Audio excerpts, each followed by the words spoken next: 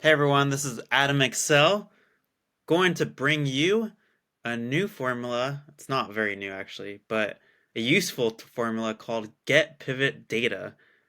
This is one of my favorite formulas, underutilized by pretty much everyone in the industry because I don't think people quite understand it. It is better than sum ifs in my opinion. It's better than VLOOKUPs. It's going to be great and useful if you are knowledgeable in the formula itself. And one of the reasons I like it is GetPivotData is similar to sum ifs where it could sum up any specific criteria that's in the pivot table, but it's a lot faster than SUMIF. So if you have large data sets, often the SUMIFs formula overthinks and makes your computer crash and Excel crash. If that's a problem for you, it's time to use get pivots. So let's get to it. So I'm going to open up my Excel kind of data over here. I love this data set that I put together.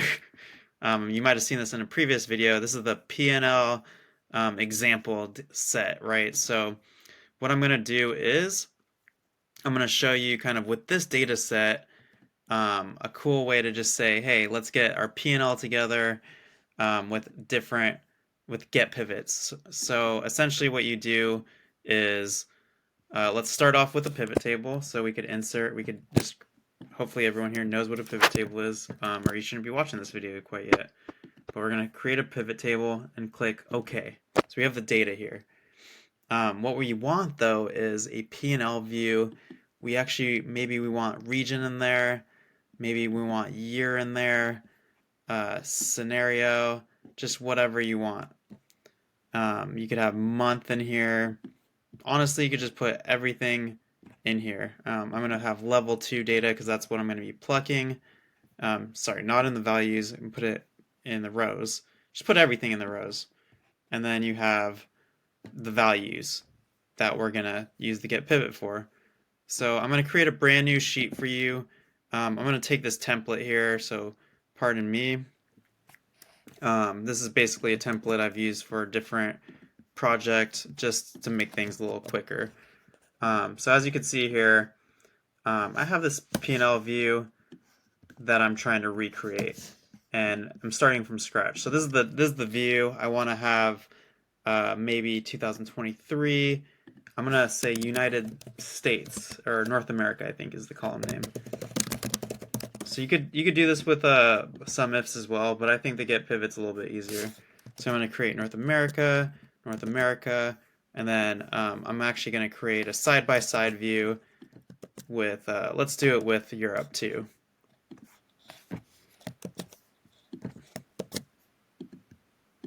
Then we'll have Europe. I know I spelled that right, I hope. Otherwise it won't work. So let's expand the columns here and let's get started. So first thing is, let's relabel this. I'm going to say this is the pivot tab. You could either do it on the same tab or a different tab. And this is the new P&L. Okay, so what I'm going to do here is start by doing an equal sign, and you're probably familiar with pivot tables. If you try to equal a number, it's an annoying formula that comes up. Well, that annoying formula is actually the get pivot. A lot of people dread this formula. They hate it. They're just trying to pluck one number from a pivot table, but they end up getting this formula and it makes it hard to drag. Well, let me tell you, this formula, once you understand it, it's going to be the best formula in the world, and I'll show you why. So right now I just did a get pivot. I chose a random GL. We're looking at COGS. It's in the wrong spot, right? We're trying to pull marketplace. So what I'm going to do is delete that in the formula, the COGS, and put marketplace there. Make sure it's locked in the column A, press enter, and now it has marketplace data. It's for it's for a specific month here. We don't necessarily want to look at month, so you could actually delete month, and it'll bring it back to a full year. Oops. I guess I have to take the month out of here, my bad. But now it has the full year number. So it's basically just looking at this exact detail from the pivot table itself. We want to look at actuals, but to make it dynamic and stuff, I'm just going to click on the name actuals here and lock it in row 4. So now if I drag it over, it'll, on the next column, it'll know that I'm looking for the forecast. And then for the year, I'm going to do the same exact thing. Make sure it's linked to the correct year, 2023 in this example. Lock it in row 3. Boom. And then we're, of course, are trying to also get region to be correct. So I'm going to make it linked to row 2, B2. And now we have the North America number. Wasn't that awesome? So let's make this a little cooler here. Make sure the columns are, or the rows have good formatting. What I'm going to do now is just paste. So now I'm actually getting a full P&L for North America in 2023. I'm going to sum this column up. I'm going to sum these up to get the finance expenses for supply chain, the expenses for employees, expenses for marketing, and then the total expenses here should be correct, and then net income. So net income, we could just do sales minus expenses, right? Boom. Oops. So I think we're good here. So now we have these numbers. I'm just going to paste this over in 2023 forecast. Now we have the forecast P&L. Paste it in column E. We have the 2022 actual P&L for North America. Paste it in Europe. Paste it in here. Like, it's just pulling all the information. The numbers are the same in Europe and North America because that's just what I did with the data, and these are made up numbers, so unfortunately I didn't change. North America and Europe are exactly the same in the data set.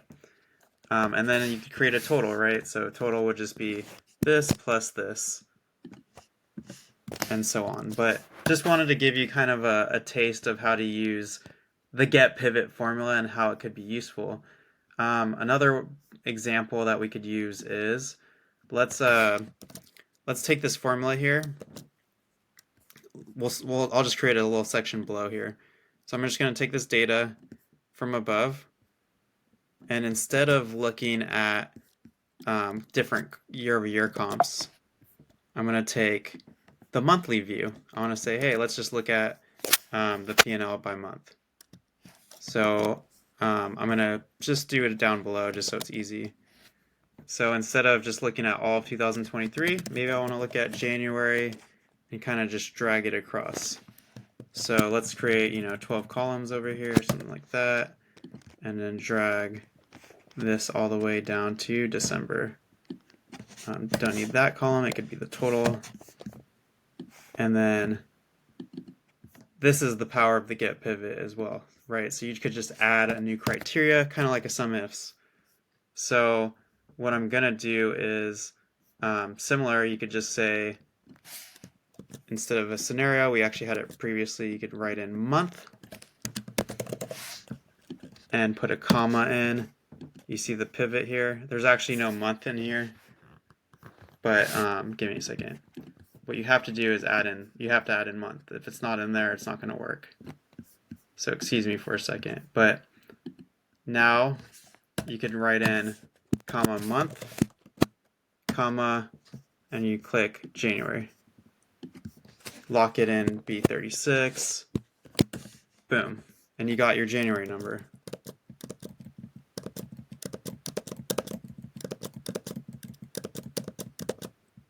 So now we got our January P&L, and of course, if we want the full year P&L again, we just drag it all the way across. Oh, it didn't work.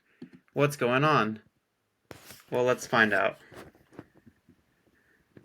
So it's looking at D36, A40, is anything, that's what's happening. We got some of the references linked to the wrong area. So we got to fix that. So that's not too hard.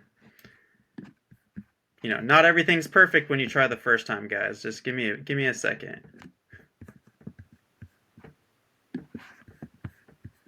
So you take that reference, put it to the right spot that you're trying to get. Boom. So now we should be able to, once we paste these, drag it over, and it should be good.